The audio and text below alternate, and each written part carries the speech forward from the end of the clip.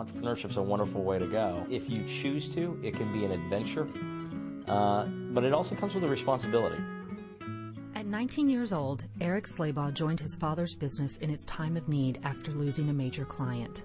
Working his way up to become CEO, Slabaugh established Absco Alarms as the #1 supplier of life safety and security solutions to the private higher education market.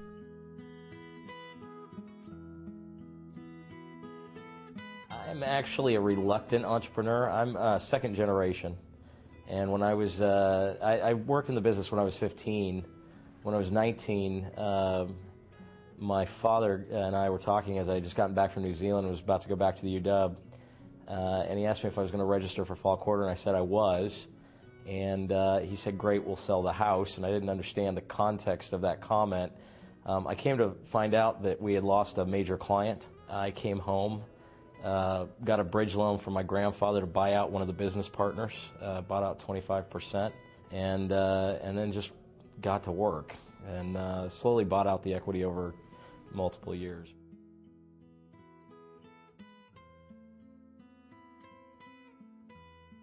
If you're going to start the business at some point, you're going to do with less than your friends. And there's that initial investment that is painful. Well, your friends are still drawing reasonable paychecks. Well, my friends were still drawing reasonable paychecks and having weekends off and were, having a good time. We were working, and we weren't making as much as they were working for ourselves. Today, that table's turned, and there is the perspective that we've just been lucky, because I think it's easier to say that than, wow, I could have started a business as well. When we were in our 20s and they were at the parties having fun at the frat house, they seemed not to think I was so lucky back then. I think anybody can start a business. It does take some courage to do it, but I think anybody can do it.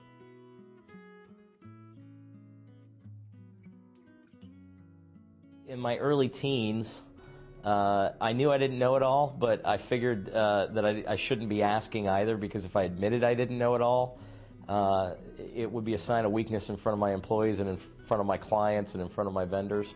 The older I've gotten, the more mentors I have. And I wish I had recognized the value of mentorship when I was young. I ask more questions now that I'm 41 than I did when I was 19. Nearly every facet of my life, there's at least a subject matter expert that I turn to for advice and mentorship, and just to verify that my thinking isn't off base.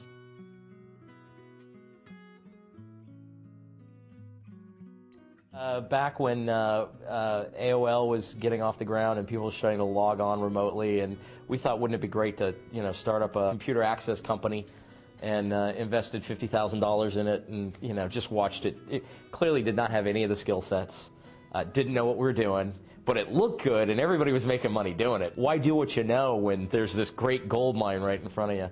That was a pretty big mistake. That one hurt, and at a time when had we just invested in our core business that $50,000, the returns would have been exponentially greater.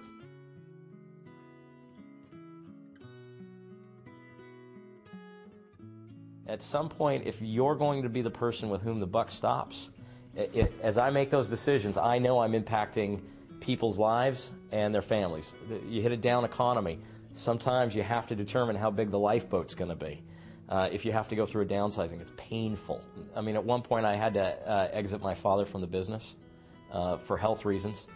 He wasn't at a point that he could work a consistent day, and so that was really painful.